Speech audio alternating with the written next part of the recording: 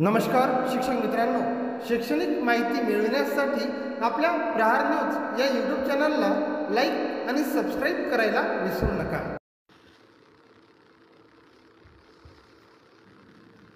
नमस्कार. सगळ्यांना आवाज येत असेल?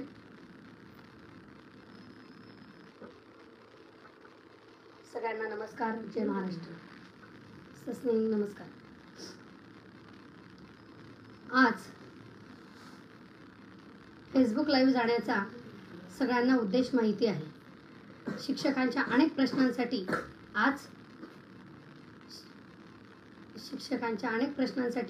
आज फेसबुक लाईव्हच्या माध्यमाने तुमच्यापर्यंत पोहोचलेली आहे. सगळ्यांना आवाज येत असेलच माझा. अनेक मुद्दे आहेत की शिक्षकांच्या बाबतीत आपण बघतोय की रोज शिक्षकांवर अन्याय होत आहे. तर त्या शिक्षकांच्या बाबतीत आज आपण फेसबुक लाईव्ह येण्याचा उद्देश हा शिक्षकांच्या प्रश्नांच्या शिक्षकांचे अनेक प्रश्न आहेत, पण आज आपण महत्त्वाच्या प्रश्नांवर बोलणार आहोत. महत्त्वाच्या प्रश्नांच्या बाबतीत नेमकं काय होत आहे आणि शासनाकडून अपेक्षा आपण ज्या व्यक्त केलेल्या आहेत, शासन कशा पद्धतीने आपली निराशा करत आहेत, ह्या संदर्भात आज खरं आपण फेसबुक लाईव्ह आलेलो आहोत. अनेक दिवसापासून गेल्या 2 फेब्रुवारी 2024चा जो शासन GR बघितला, नंतर आझाद मैदानावरचा जो विनाअनुदानित शिक्षकांचं आंदोलन बघितलं, तर विचार केला होता की नक्कीच 2 फेब्रुवारी 2024च्या शासन निर्णयावर आपले प्रतिनिधी कोणत्या ना कोणत्या प्रकारे प्रतिक्रिया देतील याची अपेक्षा होती. पण तसं होताना दिसलं नाही. तब्बल आज 11 तारीख, 9 दिवस उलटूनही 8-10 दिवस उलटूनही कोणीही त्यावर प्रतिक्रिया दिली नाही. म्हणून आज खरं फेसबुक लाईव्ह जावं लागलं. 2 फेब्रुवारी 2024चा शासन GR. अनेक शिक्षकांनी मला फोन केले की ताई, तो शासन GRात शिक्षकांचा उल्लेख नाही, शिक्षकेतर कर्मचाऱ्यांचा उल्लेख नाही. त्यावर मी विचार केला की नक्कीच आपले प्रतिनिधी त्या बाबतीत शिक्षण मंत्री साहेबांना, मुख्यमंत्री साहेबांना नक्कीच जाब विचारतील अशी अपेक्षा होती. पण तसं होताना दिसलं नाही. म्हणून फेसबुक लाईव्ह यावं लागलं. आपण 2 फेब्रुवारी 2024चा शासन GR प्रत्येक शिक्षक बाबांनी बघितला असेल. 2 फेब्रुवारी 2024चा जो शासन GR आहे, त्यात जे 2005 पूर्वी जुनी पेन्शन योजना लागू करावी म्हणून वेळोवेळी आंदोलनं करत होते, उपोषणं करत होते, पायी दिंडी काढत होते, शासन दरबारी पाठपुरावा करत होते आणि वाटलं होतं की आपल्याला आता पेन्शन मिळणारच. 5 पूर्वी जे अंशतः अनुदानित शिक्षक व कर्मचारी होते त्यांना पूर्णतः खात्री पटली होती की आता आपल्याला पेन्शन मिळणारच. पण ज्या वेळेला 2 फेब्रुवारी 2024चा जो शासन GR हातात पडला, त्यावेळेला त्या शासन GR मध्ये शिक्षकांना पूर्णतः वगळण्यात आलेला आहे. शिक्षकांना जुनी पेन्शन योजना, या GR मधून शिक्षकांना ती जुनी पेन्शन योजना देण्यात आलेली नाही. 35,000 शिक्षक याच्यात होते. 35,000पैकी माझे शिक्षक भाऊ हे सोडून गेलेले होते. शिक्षक भाऊ बहिणी सोडून गेले होते. 26,000 शिक्षक फक्त यात राहिलेले होते. पण त्या शासन GR मध्ये याच्यात 2005 पूर्वी ज्याची जाहिरात आहे, ज्यांची आधी सूचना निघालेली आहे, अशा शासकीय कर्मचाऱ्यांसाठी तो शासन GR काढलेला आहे. खरी सगळ्यात मागणी आणि खरं आंदोलन हा माझा शिक्षक हे आंदोलन आणि उपोषण करत होता, पण त्यांना ते देण्यात आलेलं नाही. त्यांचा एक चकार शब्दही त्या शासन GR मध्ये टाकण्यात आलेला नाही. मी शासन दरबारी मागेच पत्र दिलं होतं शिक्षण मंत्रींना की आम्हाला तो शासन GR रद्द करून त्यात अंशतः विनाअनुदानित म्हणजे निमशासकीय कर्मचाऱ्यांना सुद्धा 2005 पूर्वी लागलेल्या कर्मचाऱ्यांना सुद्धा पेन्शन योजना लागू करण्यात यावी असा शिक्षकेतर कर्मचाऱ्यांचा त्यात उल्लेख व्हावा असं मागणी केली. पण तब्बल 10 दिवस उलटूनही शिक्षण मंत्र्यांनी त्याकडे लक्ष सुद्धा दिलं नाही. म्हणजे आपल्याला यात पेन्शन मिळाली नाही. येणाऱ्या मार्च पासून आचारसंहिता लागणार आहे. आपले प्रतिनिधी म्हटले आम्ही कोर्टात जातोय, आम्ही इथे जातोय, आम्ही तिथे जातोय, पाठपुरावा करतोय. 6 वर्षापासून 12 वर्षापासून आम्ही पाठपुरावा करतोय आणि शिक्षकांचे सगळे प्रश्न सोडवण्याच्या प्रयत्नात आहोत. पण शेवटचं अधिवेशन येऊन टपलं तरी सुद्धा 5 पूर्वी ही शिक्षकांची जुनी पेन्शनची मागणी होती, ती सुद्धा पूर्ण करू शकले नाहीत. शासन GR निघाला, जखमांवर मीठ चोळण्याचं काम केलं. अंशतः अनुदानित शिक्षकांना शिक्षकांचीच सगळ्यात मोठी संख्या होती आणि शिक्षकांचेच आंदोलन चालू होते. त्यांना ती पेन्शन योजना लागू झाली पाहिजे होती, ते मात्र त्यांना लागू झाली नाही. म्हणजे शिक्षकांना पुन्हा एकदा शिक्षकांवर या GR मधून अन्याय करण्यात आलेला आहे. शिक्षकांवर अन्याय मात्र या ठिकाणी झालेला आहे. येणाऱ्या काळात त्यासाठी आंदोलन करण्यात येतील. मात्र आम्हाला 5 पूर्वी जे शिक्षक होते त्यांना तर पेन्शन हवीच आहे, त्यांचा या शासन जी आरमध्ये उल्लेख करण्यात यावा. आणि तसंच 5 नंतर लागलेल्या शिक्षकांना अनेक मोठी संख्या कर्मचाऱ्यांची, शिक्षकांची 5 नंतर लागलेली जुनी पेन्शनसाठी तुम्ही सगळ्यांनी अनेक याच्या माध्यमाने बघितलं. मी धर्मेंद्र प्रधान यांच्याकडे दिल्लीमध्ये गेल्या 4 दिवस थांबली आणि त्यांची भेट मागितली. त्यांना निवेदन दिलं की 5 नंतर लागलेल्यांना कर्मचाऱ्यांना जुनी पेन्शन योजना लागू करावी. पण त्यांच्या याच्याने वागण्याने एकंदरीत दिसून आलं की ते ह्या मानसिकतेत नाहीत की आपल्याला जुनी पेन्शन योजना लागू होणार देण्यास त्यांची मानसिकता अजिबात नाही.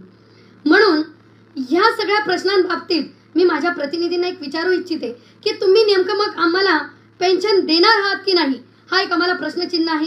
तुम्ही फक्त निवडणुका आल्यात की काहीतरी थोड्याशा गोष्टींसाठी आम्हाला दाखवून फक्त त्याच्याने मतं मिळवणार आहात का, एक मोठा प्रश्न माझा तुमच्यासमोर आहे. आणि शिक्षक भावा बहिणींना पण एक विचारणं आहे की आपल्याला जुनी पेन्शन हवी असेल तर नक्कीच आपण सगळ्यांनी आता आंदोलनं हे करण्याशिवाय पर्याय नाही. कारण की आपल्याला 2 फेब्रुवारीच्या शासन जी आरमध्ये पूर्णतः म्हणजे शेवटच्या क्षणाला आपलं काम आलेलं होतं. पूर्णतः तिथून आपल्याला कुठेच रिलीफ मिळाला नाही. आपल्यावर त्या शासन जी आरमध्ये अन्याय झाला. तर 5 नंतरचा तर पेन्शनचा प्रश्न फार दूरची गोष्ट आहे. म्हणून आपल्याला आंदोलन, उपोषण आणि आचारसंहिता लागण्याच्या आज जर शासनाने दिलं तर ठीक आहे, नाही तर आपण सगळ्यांनी तो विचार केला पाहिजे. नंतरचा विषय आहे पवित्र पोर्टल पदभरती. पवित्र पोर्टलची पदभरती सुरू केली. तुम्ही सगळ्या आपण बघितली. मार्च महिन्यात आचारसंहिता लागते. पोर्टलमध्ये माझ्या शिक्षकांना 24,000 पदं आहेत. म्हणून भावी शिक्षकांनी अर्ज केले, 400 रुपये फीस भरली. आता नोकरी मिळणार या अपेक्षेने त्यांनी फीस भरली. आणि आचारसंहिता लागल्यावर मात्र त्यांना कुठेतरी थांबवण्यात येऊ नये एवढी मात्र विनंती आहे की हे पवित्र पोर्टलचं काम एक तर संस्था चालकांना पदभरती करू दिली नाही.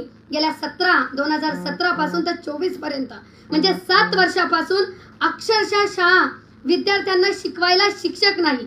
12-15 शिक्षक असणाऱ्या संच मान्यतेत फक्त 2 शिक्षक कार्यरत आहे. म्हणजे गुणवत्ता पूर्ण ढासळण्याचं काम महाराष्ट्र शासनाने केलेलं आहे. तरी पण माझा शिक्षक 2 शिक्षक हे काम करण्याचा प्रयत्न करत आहेत.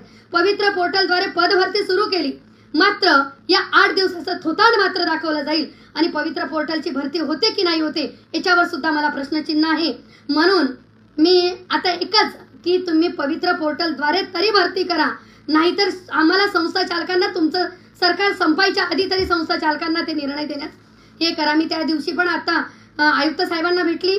आपले अनेक भावी शिक्षक तिथे होते. त्यांना घेऊन आयुक्त साहेबांची भेट घालून दिली की जे स्वातंत्र्य सैनिक आहेत, याचे आपले अणुकंपाचे आहेत, प्रकल्पग्रस्त आहेत, यांच्यासाठी ज्या 30% आरक्षणाच्या जागा आहेत त्या जागा भरती झाल्या पाहिजेत. पण जर ते 30% जर उमेदवार भेटत नसतील तर किमान आमचे जे रेग्युलरचे आहेत, जे जनरलचे आहेत, त्यांना तरी त्याच्यात संधी द्यावीत अशी विनंती केली. त्यांनी हो मान्य केलेलं आहे की आमचं ते विचाराधीन आहे. पण पदभरती ही जास्तीत जास्त युद्ध पातळीवर काम करून ही 28 ते 29 फेब्रुवारीपर्यंत पदभरती झाली पाहिजे. आता शासन काय करतं की म्हणजे इकडे म्हण आहे की निवतं तर दिलं जातं पण खाल्ल्याशिवाय ते निवतं खरं समजू नये असं आम्हाला वाटतं. काय होतं त्याच्याकडेही लक्ष लागलेलं आहे. तसंच आपण प्रस्तावित वाढीव पदं 296 लोकांची यादी लागली. यादी मंत्रालय स्तरावरून त्यांना यादी लागून 296 लोकांची 300च्या आसपास लोकांचं काम झालेलं आहे. पण 1253ची यादी असताना फक्त काही लोकांची यादी लावण्यात आली. बाकीच्या शिक्षकांची गेल्या 15 ते 20 वर्षापासून प्रस्तावित वाढीव पदावर काम करत आहेत. त्यांचा अप्रूव्हल नाही, कोणती मान्यता नाही. 4 दिवसापूर्वी जेव्हा पुण्याला गेली त्यावेळेला माननीय सूर्यवंशी साहेब शिक्षण संचालक यांच्या कॅबिनमध्ये बसून ती यादी तयार करण्याचं काम केलं. पण तरी सुद्धा उडवाउडवीचे उत्तरं दिले जात आहेत. ती यादी मंत्रालय स्तरावर पोहोचेल आजच असं सांगण्यात आलं होतं, पण ती अद्यापही मंत्रालय स्तरावर पोहोचली नाही. पण ती यादी पोहोचली पाहिजे, नाहीतर शासनाला याच्या येणाऱ्या काळात जर ह्या सगळ्या गोष्टी झाल्या नाही तर याचं उत्तर आम्ही शिक्षक तुम्हाला दिल्याशिवाय राहणार नाही एवढं मात्र नक्की. तसंच 1 डिसेंबरचा रोजीचा शासन जी आर, 1 डिसेंबरचा शासन जी आरच्या विरुद्ध कोर्टात गेलो होतो. त्यात निकाल लागला की 1 डिसेंबर चा जो शासन जी आर आहे तो रद्द करून जे विनाअनुदानित शाळेवर काम करत होते त्या संस्थेत अनुदानितकडे त्यांचं प्रस्ताव प्रलंबित असताना शासनाने अचानक 1 डिसेंबरला शासन GR काढला की यापुढे विना अनुदानितकडून अनुदानितला जाता येणार नाही, पण ज्या जागा या 2017 पूर्वीच्या रिक्त होत्या त्या जागांवर सुद्धा जाता येणार नाही असा शासन GR शासनाने काढला. त्याच्या अगेन्स्ट आम्ही कोर्टात गेलो. कोर्टाचा निकाल लागल्यावर सुद्धा शासन मात्र तो कोर्टाचा निकाल सुद्धा मान्य करायला तयार होत नाही आणि माझ्या शिक्षकांना पुन्हा तिथे या अन्यायाला सामोरे जावे लागत आहे. मी स्वतः अनेक शिक्षण अधिकाऱ्यांना फोन केले, डिवायडींकडे पुण्याला माहिती मागवली. पुणे स्तरावरती माहिती जमा झाली, पण मंत्रालय स्तरावर अजून सुद्धा माननीय शिक्षण मंत्री त्याच्यावर निर्णय देत नाहीत. म्हणजे शिक्षण मंत्रींना कोणतेच कामं करायचे नाहीत असं यामधून दिसून आलं. पण आता त्या सगळी माहिती मंत्रालय स्तरावर आहे. शिक्षण मंत्र्यांनी ठरवलं तर एका तासात 1 डिसेंबरचा शासन GRचं रद्द झालेला आहे. कोर्टाचा निकाल लागलेला आहे. मात्र शिक्षण अधिकाऱ्यांना मान्यता देण्याची परवानगी नाही, म्हणून तो प्रश्नही अगदी छोट्याशा कारणासाठी प्रलंबित आहे. मग मी माझ्या प्रतिनिधींना हेच म्हणणं आहे की तुम्ही त्याकडे सुद्धा लक्ष कोणी दिलं नाही. तो एक विषय असतानाच अद्यापही काही शाळा आधीचा शासन GR जेव्हा 13 सप्टेंबर 2019ला निघाला, 1628 या शाळा पात्र झाल्या. 1-2 जुलैचा शासन GR निघाला. त्यावेळेला मात्र शासन GR निघाला की लगेच शिक्षकांना अनुदान मिळालं. अनुदान तर शिक्षकांना कुठेही तपासणीला सामोरे न जाता त्या शिक्षकांना मागील सरकारच्या काळात त्या शिक्षकांना ज्यावेळेला माननीय वर्षाताई गायकवाड या शिक्षण मंत्री असताना त्यावेळी सुद्धा कोणत्याही पद्धतीने सामोरे जावं लागलं नाही. डायरेक्टली शासनाने निधी डिक्लेअर केला. शासनाने दाखवलं की आम्ही 1160 कोटीचं बंपर निधी दिला, पण तो निधी किती आडकाठ्या लावून किती चाचकाठी लावून आम्हाला देण्यात आला ते सुद्धा मी आता पुढच्या याच्यात दाखवणारच आहे. पण त्यावेळेला डायरेक्ट 1-2 जुलैला 1628ला 13 सप्टेंबरच्या वेळेला डायरेक्ट शासन GR निघाला की ज्या वेळेला मागच्या वेळेस 60% 20% दिलं तर ते डायरेक्टली शिक्षकांच्या खात्यावर ज्या वर्षाची संच मान्यता बघून शिक्षकांच्या खात्यावर तो निधी पडला. पण ह्या वेळेच्या शासनाने काय केलं, निधी दिला. 6 फेब्रुवारी 2023ला शासन GR आंदोलन करेल म्हणून शासन GR निघाला. 2 फेब्रुवारीला निकाल लागल्यावर 4 फेब्रुवारीला शासनाला आझाद मैदानाचं निवेदन दिलं. परमिशन काढायला गेली तर 6 फेब्रुवारीला एक शासन GR काढला. त्या शासन GR मध्ये शासनाने निधी दिला, अनुदान दिलं, दाखवलं. मात्र काही शाळांना माझ्या मताने फक्त 60% शाळांना त्याचा फायदा झाला. 40% शाळा मात्र वगळण्यात आल्या. 30 नोव्हेंबर पर्यंतची पटसंख्या नंतर आधी एप्रिल मग नोव्हेंबर पर्यंत आले. 30 नोव्हेंबर 2022-23 ची पटसंख्या बघून त्यांना अनुदान देण्यात येईल. एक जरी मुलगा त्यावेळेला आधार लिंकिंग पासून राहिला असेल किंवा पटसंख्या ऑनलाईनला दाखवता आला नाही तर माझा एक शिक्षक भाऊ याच्यामधून पगारापासून वंचित राहिला, पुढच्या टप्प्यापासून वंचित राहिला. म्हणजे खाली इम्प्लिमेंट वेगळ्याच झाल्या शिक्षण अधिकारी कार्यालयात आणि नाशिकला वेगळ्या म्हणजे डिवायडी कार्यालयात वेगळ्याच झाल्या आणि पुण्यात GR संदर्भात वेगळ्याच इम्प्लिमेंट झाल्या. ज्याचे संच मान्यतेत एक पद जरी कमी दिसलं तरी 3च पदं दिसत आहेत, पटसंख्या कमी म्हणून त्याला अनुदान दिलं नाही. 6 मुद्दे पूर्ण करत 11 मुद्द्यांपैकी 6 मुद्दे पूर्ण केले तरी सुद्धा ज्युनियर कॉलेजचं असेल किंवा माध्यमिकचं असेल तरी सुद्धा डिवायडी लेवलला फेऱ्या मारून माझा शिक्षक हा बेजार झाला. तरी सुद्धा त्यांना म्हणण्यात आलं की FIR आहे, हे आहे, जावक जुळत नाही, ते जुळत नाही म्हणून अद्यापही गेले 1 वर्ष झाला तरी सुद्धा त्या शिक्षकांना या अनुदानापासून वंचित राहावं लागलं. मग शासनाने आता किमान जानेवारीची तरी पटसंख्या धरत त्यांना अनुदान देण्यात यावं. तसेच अजून आपण बघितलं तर नंतर अनेक विषय आपण त्याच्याकडे वळणार आहोत. विना अनुदानित शिक्षकांना आपण आझाद मैदानावर 3 जानेवारी 2024 पासून आपले शिक्षक भाऊ या आझाद मैदानावर बसलेले आहेत. मी ज्या वेळेला 8 नोव्हेंबरला अंबादास दानवे साहेबांनी 2023ला आझाद मैदानावर जेव्हा शिक्षक बसलेले होते त्यावेळेला विरोधी पक्षनेते आदरणीय अंबादास दानवे साहेब आझाद मैदानावर आहे. आत्ताचे शिक्षण मंत्र्यांना थोडासा घाम फुटला की नाही, विरोधी पक्षनेते पोहोचले, शिवसेना पोहोचली म्हणजे नक्कीच आता काहीतरी वादळ येणार. यांची साथ शिक्षकांना मिळाल्यावर नक्कीच शिवसेना उतरल्यामुळे विरोधी पक्षनेते आल्यामुळे शिक्षक मंत्रींना, शिक्षण मंत्रींना एक सतसत विवेक बुद्धी शिक्षण मंत्रींची जागृत झाली आणि आदरणीय शिक्षण मंत्री आझाद मैदानावर दुसऱ्या दिवशी पोहोचले. आनंद आहे, स्वागत केलं आम्ही सगळ्यांनी, आनंद वाटला. ज्या शिष्टमंडळाला 16 दिवस भेट देण्यास शिक्षण मंत्रींना वेळ मिळाला नाही ते शिक्षण मंत्री आझाद मैदानावर पोहोचले. आम्हालाही स्वागत वाटलं, अभिमान वाटला. पण शिक्षण मंत्रींनी एक पत्र दिलं. पत्रात म्हटलं की मी पुढचा टप्पा द्यायला तयार आहे, आंदोलन स्थगित करावं. परत आनंद झाला की शिक्षण मंत्र्यांनी तात्काळ आमची दखल घेत आम्हाला 20%चं 40%, 40%चं 60%, 60%चं 80% मिळालं. त्यांचं आम्ही स्वागत केलं, सगळीकडे उत्सव साजरा केला. शिक्षण मंत्र्यांचे आभार मानले, मुख्यमंत्रींचे आभार मानले, उपमुख्यमंत्रींचे आभार मानले. आम्हाला टप्पा मिळाला, त्याविषयी आम्हाला सगळ्यात महत्त्वाचं, जो आम्हाला अनुदान देईल तो आमच्यासाठी खरा शासन असेल, खरं सरकार असेल, खरं पक्ष असेल असं आम्हाला वाटलं आणि आम्ही आनंद साजरा केला. विरोधी पक्षनेते आल्यानंतर का असेना, पण आम्हाला मिळालं त्याच्यात आम्हाला आनंद वाटला. पण नागपूर अधिवेशनात मी आधीच म्हटली, न्यूतं दिलं जातं पण खाल्ल्याशिवाय ते खरं समजवू नये. शिक्षण मंत्र्यांनी चक्क म्हटले की मी हा टप्पा देण्यास तुम्हाला तयार नाही. म्हणजे इकडे शिक्षण मंत्री म्हणतात आझाद मैदानावर येतात, पहिल्या महिन्यात आझाद मैदानावर येतात, पुढचा टप्पा देण्यास तयार असतात, पत्र देतात. तेच शिक्षण मंत्री अधिवेशनात म्हणतात की मी देण्यास तयार नाही.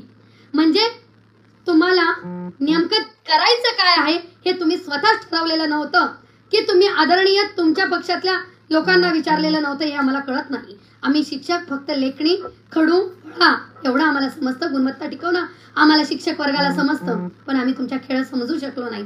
म्हणून आम्ही नोव्हेंबर महिन्यात आंदोलन स्थगित केलं. मग तुम्ही दिला नाही, तुम्ही तुमचा शब्द पाळला नाही, तुम्ही फक्त खोटे आश्वासनावर आम्हाला आंदोलन मागे घ्यावं लागलं. म्हणून 3 जानेवारीला समन्वय संघाच्या माध्यमाने कुलकर्णी सर, ज्ञानेश चव्हाण सर, अनेक शेळके सर असतील, अनेक जणांनी, खैरे सर, अनेक जणांनी आंदोलनाच्या पावित्र्यात पुन्हा एकदा येण्याचं ठरवलं. 3 जानेवारीला आंदोलन सुरू झालं. 3 जानेवारीपासून तर तब्बल 1 महिना शिक्षण मंत्र्यांना आझाद मैदानाच्या शिष्टमंडळाला भेटण्याची सुद्धा इच्छा झाली नाही किंवा वेळच मिळाला नाही. ते इतके बिझी होते की त्यांना वेळ सुद्धा मिळाला नाही. आणि त्याचबरोबर आपल्या प्रतिनिधींनी पण त्यांनी त्यांच्या प्रचारात वेळ म्हणजे त्यांचा आझाद मैदानावर किंवा मुंबईला किंवा पुण्याला येऊन पाठपुरावा करण्यात त्यांचा वेळ गेला असता. कारण की इलेक्शन जवळ आहे म्हणून त्यांना इकडे येणं गरजेचं होतं. ते त्यांच्या पद्धतीने, कारण की संक्रांत होती म्हणून त्यांना संक्रांती गाठणं गरजेचं होतं, म्हणून त्यांनी इकडे थांबणं पसंत केलं. पण आझाद मैदानावर येणं त्यांना वेळ मिळाला नाही. म्हणून त्यांनी सांगितलं नसेल शिक्षण मंत्र्यांना की आझाद मैदानावर एक मोठा 63,000 शिक्षकांचा शिक्षक हा टाव फोडत आहेत, त्यांना अनुदान हवं आहे, हे त्यांना सांगण्याची वेळ त्यांना मिळाली नाही. कारण की ते बिझी होते, इकडे फिरण्यात ते बिझी होते, त्यांना वेगवेगळ्या गोष्टी महत्त्वाच्या होत्या म्हणून ते इकडेच होते. म्हणून तिकडचा प्रश्न त्यांना आझाद मैदानाचा प्रश्न दिसला नसावा. म्हणून आझाद मैदानावर आंदोलन चालू आहे हेच शिक्षण मंत्र्यांना माहिती नव्हतं. शिक्षण मंत्र्यांना माहिती नव्हतं असं शिक्षण मंत्री म्हणतात की तुम्ही आंदोलन स्थगित केलं, असं मला वाटलं. कारण की जरांगे पाटील साहेबांनी याच्यात मध्यस्थी करत आमची बैठक लावून दिली. मुख्यमंत्री साहेबांकडून शिक्षण मंत्री साहेबांकडे चर्नी रोडला बैठक लागली. बैठकीत तोपर्यंत तर 1 महिना शिक्षण मंत्रींना पण आणि प्रतिनिधींना पण सांगायला वेळ मिळाला नाही. शिक्षण मंत्रींनी सुद्धा विचार केला नाही की आझाद मैदानावर बसणाऱ्या शिक्षकांचा मी मंत्री आहे, आझाद मैदानावर बसणाऱ्या शिक्षकांचे मी आमदार आहे. याच्यासाठी त्यांना वेळ मिळाला नाही. त्यांना वेळ मिळाला तो चर्नी रोडला मीटिंगला, त्याच्याबद्दल आम्ही त्यांचे धन्यवाद मानतो की तुम्हाला किमान तेवढा तरी वेळ मिळाला की माझ्या शिक्षकांचा अंत बघण्याच्या आधी तुम्हाला तेवढा वेळ मिळाला. आनंद वाटला होता की तुम्ही त्याच्यावर काहीतरी तोडगा काढणार. पण शिक्षण मंत्रींनी आरेरावी भाषेत एकच उत्तर दिलं. शिक्षण मंत्र्यांचा एक विषय याच्यात आहे की शिक्षण मंत्र्यांनी त्रुटीतल्या शाळा ज्या होत्या, त्रुटीतल्या शाळा नेहमी एकच असतं की तोडो फोडो राज्य करो आणि आमच्या शिक्षकांमध्येच एकमेकांमध्ये भांडण लावणं हे प्रत्येकाची एक टेंडन्सी झालेली आहे. तो विषय असा झाला पुढे की एक त्रुटीतल्या शाळा पण यांनी जे अनुदान दिलेलं होतं त्यांना विनाकारण तपासणी लावत ज्या शाळा पात्र होत्या त्या शाळांना तोच पुढचा टप्पा देणं अनिवार्य होतं. त्याच टप्प्याला त्या पात्र झालेल्या होत्या 13 सप्टेंबरला, पण शासनाने विनाकारण त्या शाळा पात्र असताना सुद्धा गाठ रचला आणि त्या शाळांना एक टप्पा मागे ठेवत त्यांना त्याच जागेवर ठेवलं. मग माझ्या 5000 शिक्षक बाबांना वाटलं की आमचा प्रश्न सुटेल, म्हणून त्यांनी शिक्षण मंत्र्यांचे किंवा मुख्यमंत्री साहेबांच्या निकटवर्तीयांना हाताशी धरलं. निकटवर्तीयांना हाताशी धरत धनाजीरावांना हाताशी धरलं. जे धनाजीराव म्हणतात की उद्धव बाळासाहेब ठाकरेंनी काय दिलं, पण शिक्षण मंत्र्यांचे निकटवर्तीय आझाद मैदानावर येतात, त्यांना सांगतात की शिक्षण मंत्री तुम्हाला देण्यास तयार आहेत, पण त्याच्यासाठी तुम्हाला काहीतरी करावं लागेल. मी बोललेलो तुम्हाला सगळ्यांना कळत असावं, तुम्हाला काहीतरी करावं लागेल आणि तुम्हाला ते केल्याशिवाय शिक्षण मंत्री किंवा जे त्यांच्या पक्षातले जे लोक आहेत त्यांना आपण काहीतरी केल्याशिवाय ते देणार नाहीत असं ठरलं आणि त्यांनी त्रुटीतल्या शाळांना देण्यासाठी प्रयत्न केले. मला आनंद आहे, माझ्या त्रुटीतल्या भावांना मिळायलाच पाहिजे, कारण की त्यांच्यावर हा अन्याय झालेला आहे. त्यांना टप्पावाढ त्याच टप्पावाढ दिली पाहिजे होती, त्यांच्यावर तो अन्याय झाला. पण त्याचबरोबर तुमच्या काहीतरी धनाजीरावांसाठी तुम्ही आझाद मैदानावर येतात, काहीतरी द्या म्हणतात, तेवढ्यासाठी जर तुम्हाला पुन्हा एकदा आमच्यात जर गट पाडत असणार, आमच्यात जर तुकडे पाडत असणार आणि आमचा एका जणाला म्हणत असणार की तुम्ही थांबून घ्या किंवा त्यांना देणार नाही, का तुमच्या जवळचे निकटवर्ती तुमच्यापर्यंत पोहोचतात, काहीतरी करतात म्हणून तुम्ही त्यांना देतात आणि एका गटाला. आणि उद्धव बाळासाहेब ठाकरेंनी काय दिलं तर उद्धव बाळासाहेब ठाकरेंनीच 2009ला त्यांनीच पुढाकार घेत शब्द काढला होता विना अनुदानित शिक्षकांचा. त्यांनी कोविड काळात कर्मचाऱ्यांना व्यवस्थित नियमात 1 तारखेला पगार दिला. मला राजकारणाचा भाग म्हणून नाही, मला शिक्षकांचा भाग म्हणून या ठिकाणी बोलायचं आहे. मी तुम्हाला राजकारणी म्हणून मी बोललीच नव्हती, पण मग त्यावेळेला त्रुटीतल्या शाळांना किमान आचारसंहिता लागायच्या आत तरी तुम्ही तुमच्या पक्षातल्या ज्या लोकांपर्यंत पोहोचलं असेल त्यांना तरी किमान सांगून त्या लोकांना ते अनुदान माझ्याच त्रुटीतल्या भावांना टप्पा तो देऊन त्यांचे फरक बिलं देण्यात यावेत, त्यांचे फरक काढून द्यावेत. पण त्याचबरोबर माझ्या जो 60चा 80 मागत आहे, पुढील टप्पा मागत आहे, त्या शिक्षकांवर पण तुम्ही अन्याय करू नये, कारण की लेकरं बाळ घेऊन छोटे बाळ घेऊन माझ्या माता भगिनी अगदी छोटेसे बाळ घेऊन उपोषणाला बसल्या, खायला नाहीये, रस्त्यावर झोपतायत, त्या शिक्षकांची जर तुम्ही अशी हालत करत असणार आणि त्याकडे जर तुम्हाला लक्ष द्यायचं नसेल तर तुम्हाला आम्ही येणाऱ्या काळात जे कोणी असतील, आमचे प्रतिनिधी असतील किंवा शिक्षण मंत्री असतील, तर त्यांना नक्कीच आम्ही सांगतो की जो शिक्षक तुम्हाला पिढी घडवत आहे तो शिक्षकाला माहिती आहे की पुढचं भविष्य काय घडवायचं आहे, हेही शिक्षकाला कळतं. म्हणून किमान आम्ही तुमच्याकडे 100% अनुदानाचे हकदार आहोत, पण किमान आम्हाला पुढचा टप्पा तरी तुम्ही दिला पाहिजे. नाहीतर आम्हाला माहिती आहे पुढच्या टप्प्यासाठी कोण काय इच्छा आहे, कोण काय मागत आहे हे आम्हाला माहिती, पण आमच्याकडे आता खाण्यासाठी सुद्धा पैसे नाहीयेत. आझाद मैदानावर माझ्या माता भगिनी, माझे भाऊ, माझे शिक्षक हे अगदी अंतिम टप्प्यात त्यांचा श्वास घेत आहेत. म्हणून तुम्ही जर म्हणत असणार की त्यांच्यावर कारवाया करू, त्यांना मध्ये टाकू आणि ते तुमच्यावर तर तुम्हाला नोटिसा देऊ आणि तुम्हाला सस्पेंड करू, आता आम्ही तुमच्या ह्या धमकींना घाबरणार नाहीत. आणि मी माझ्या प्रतिनिधींना सांगते, तर तुम्ही शिक्षण मंत्रींना बोलू शकत नसणार, तुम्ही जर शिक्षण मंत्रींना सांगू शकत नसणार की त्या शिक्षकांच्यावर तुम्ही कारवाया कशा करणार, जे लोकशाही आणि संविधानाच्या मार्गाने आंदोलन करत आहेत त्यांच्यावर तुम्ही कोणत्या पद्धतीने कारवाई करणार, हे जर तुम्ही सांगू शकण्याची हिंमत ठेवत नसणार तर खुर्ची खाली करावी. आम्हाला कुठेतरी आमिषांना बळी पडून तुम्हाला जर प्रत्येक वेळेला वाटत असेल, इतक्या 4 विभागांच्या निवडणुका आहेत, तुम्हाला प्रत्येक वेळेला वाटत असेल की आम्ही त्या आमिषाला बळी पडून आम्ही तुमचा जो अन्याय आमच्यावर होत आहे तो आम्ही मुख गिळून बघत राहतो, तो अजिबात बघितला जाणार नाही. आपल्याला सगळ्यांना एकच की आपण सगळ्यांनी समन्वय संघाने जे आंदोलन पुकारलेलं आहे तिथे आझाद मैदानावर सगळ्या भावांनी बहिणींनी एकजुटीने उभं राहायचं आहे ना, आपल्याला आपल्या हक्काचं अनुदान मिळवून घ्यायचं आहे. त्याच्यासाठी आम्ही सगळे तुमच्या सोबत आहोत, एवढंच मी म्हणते. आणि दुसरं, आपण बघत आहोत जळगाव जिल्ह्याचा प्रश्न. जळगाव जिल्ह्याच्या शिक्षण अधिकारी मुजूरपणे त्यांच्या पद्धतीने समायोजन करत आहेत. त्यांच्या ज्यांच्या फायली जड झाल्या त्यांच्या फायलींचं समायोजन होतं आणि ज्यांच्या फायली जड झाल्या नाहीत त्यांच्या बाबतीत नियमबाह्य समायोजन केलं जात आहे. आणि अजून अरेरावी भाषेने शिक्षकांना माफी मागायला भाग पाडतात, पत्रकार भावांना माफी मागायला भाग पाडत आहेत. शिक्षण मंत्र्यांना मला सांगणं आहे, जर तुम्हाला तुमचा पगार मिळत नसेल तर तुम्ही या गोष्टी करा, कारण की तुम्हाला शासनाने पगार दिलेला आहे. मी आयुक्त साहेबांनाही याविषयी सांगितलेलं आहे, शिक्षण मंत्रींनाही मी पत्र दिलेलं आहे. जर तुमच्याने एखादे शिक्षण अधिकारी तुमच्या राज्यात जर मुजोरपणे काम करत असेल तर तुमच्याने तो सस्पेंड होत नसेल किंवा त्याची चौकशी लागत नसेल तर आम्ही शिक्षकांनी तो निर्णय आमच्या म्हणजे जो अन्याय होत आहे तो न्याय मिळवण्यासाठी आम्हाला कुठेतरी भाग पाडू नका. कारण की शिक्षण मंत्री साहेबांना विनंती आहे की जळगाव जिल्ह्यातील चौकशी नेमकी करून बघावी की तिथलं समायोजन आणि तिथे काय कारभार चालू आहे, काय मागितलं जातंय. हे जळगाव जिल्ह्यातील अनेक शिक्षक भाऊ, अनेक शिक्षक माझ्याकडे येऊन अक्षरशः रडत आहेत की ताई आम्हाला आता ज्या मूळ आस्थापनेवर आहेत तिथे पण पगार देत नाहीत, आमच्याकडे जागा असताना आम्हाला समायोजन करून दुसऱ्या शाळेत पण ऑर्डर देत नाहीत, आम्हाला मध्येच मॅडमांनी लटकून ठेवलं, आम्हाला विनाकारण त्रास दिला जातो. मी आजपर्यंत एकही अधिकाऱ्याचं नाव घेऊन वैयक्तिक कधीच टीका टिप्पणी केली नाही, पण माझ्या जर शिक्षकांच्यावर आणि येत असणार आणि माझ्या विभागाच्या जर शिक्षकांना त्रास होत असेल तर मात्र तिथे जाऊन कार्यालयात जाऊन आम्हाला त्या पद्धतीने पण आम्हाला बोलता येतं आणि त्या पद्धतीने वागता येतं.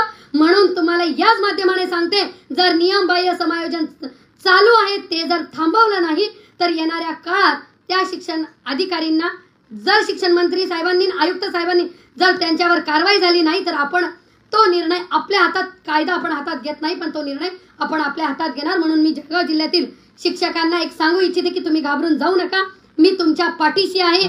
जरी बाकीच्यांना प्रतिनिधींना वेळ मिळत नसेल पण मी तुमच्या पाठीशी. पुणे, मुंबई, कुठेही मला महाराष्ट्रात बोलवलं, मी मतदारसंघ आणि विभाग कधीच विचार केला नाही. मी तुमच्यासाठी सदैव आणि कधीही रात्री बेरात्री बहीण म्हणून तुमच्या बरोबर आहे. आणि जळगावकडे तर मी आता बघणारच आहे. त्यांनी हे समायोजन थांबावं, नियमात समायोजन द्यावं, फक्त कागद जड होण्याकडे लक्ष देऊ नये.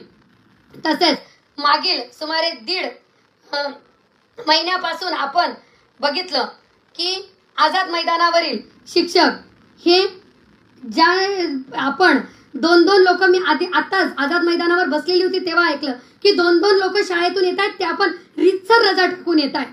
ते 2 लोक शाळेवर, बाकीचे लोक शाळेवर जातात, 2 लोक तिथे येतात. म्हणजे शासनाच्या नियमबाह्य असं काम माझ्या शिक्षकांनी केलेलं नाही. ते बरोबर रुटीन प्रमाणे आझाद मैदानावर येत आहेत. म्हणून त्यांच्यावर जर कारवाया झाल्या, त्यांच्या जर नोकरींवर दगा आणला तर मात्र शिक्षण मंत्र्यांना याचं आणि प्रतिनिधींना पण याचं उत्तर आणि याच्या परिणामांना सामोरे जावं लागेल. या शिक्षकांच्या प्रश्नांसाठी आझाद मैदानावर मी स्वतः सुद्धा सोमवार किंवा मंगळवार पासून, सोमवारी मी शिक्षण अधिकाऱ्यांकडे जाणार आणि मंगळवार बुधवार पासून तुमच्या बरोबर उतरणार. आणि जर आम्हाला आचारसंहिते लागायच्या आत प्रतिनिधींनी तिथे आमच्या बरोबर उपोषणाला बसावं. सगळे महाराष्ट्रातले जेवढे प्रतिनिधी आहेत पदवीधर शिक्षकांचे, त्यांनी उपोषणाला मंगळवार पासून आमच्या बरोबर बसावं. तुम्हाला जर बसण्याची इच्छा नसेल तर मी सगळ्या शिक्षकांना सांगते की यांना आता यांचा घरचा रस्ता दाखवल्याशिवाय आपण थांबायचं नाही. कारण की आपल्यावर फरक बिलं नाहीत. मेडिकल बिलांसाठी 4 वर्ष भांडावं लागलं, तेव्हा मेडिकल बिलं मिळाले. ज्युनियर कॉलेजचे लोक आंदोलन करत आहेत, माध्यमिकचे विनाअनुदानीचे आंदोलन करत आहेत, पेन्शनच्या लोकांना पेन्शन नाही. असे अनेक मुद्दे आमच्या असताना तुम्हाला जर प्रचार सुचत असेल तर मात्र तुम्हाला आम्ही माफ करणार नाही. तुम्ही आझाद मैदानावर सगळ्यांनी यावं. तिथे अनुदान आणि पेन्शन 5 पूर्वीच्या 5 नंतरच्यांना लागू करून द्यावी. तुम्हाला प्रचाराची सुद्धा गरज पडणार नाही आणि शुभांगी ताई सुद्धा कधीच उभी राहणार नाही. हा तुम्हाला फेसबुकच्या लाईव्ह माध्यमाने सांगते की तुम्ही पेन्शन आणि अनुदान जर मिळवून दिलं तर शुभांगी ताई कधीच उभी राहणार नाही. तुमच्या प्रचाराला मी स्वतः असेल, तुमच्या विभागात असेल, माझ्या विभागात तुमच्या बरोबर असेल, मी माझ्या विभागातून शिक्षक मतदारसंघातून माघार घेईल आणि तुमच्या बरोबर फिरेल. आणि जर पेन्शन आणि अनुदान जर 100% मिळालं नाही आचारसंहितेत मात्र तुम्हाला आम्ही आमच्या मतदारसंघात फिरू देणार नाही एवढं म्हणते आणि सगळ्या भावांची रजा घेते. मी सदैव तुमच्या पाठीशी आहे. जोपर्यंत शिक्षकांना अनुदान आणि पेन्शन आणि एक शिक्षक सुखी होत नाही तोपर्यंत शुभांगीताई सदैव तुमच्या पाठीशी असेल. प्रस्तावित वाढीव पद असतील, प्रत्येक गोष्टीसाठी मी तुमच्या बरोबर आहे. धन्यवाद. जय हिंद, जय महाराष्ट्र. नमस्कार शिक्षक मित्रांनो, शैक्षणिक माहिती मिळविण्यासाठी आपल्या प्रहार न्यूज या यूट्यूब चॅनलला लाईक आणि सबस्क्राईब करायला विसरू नका.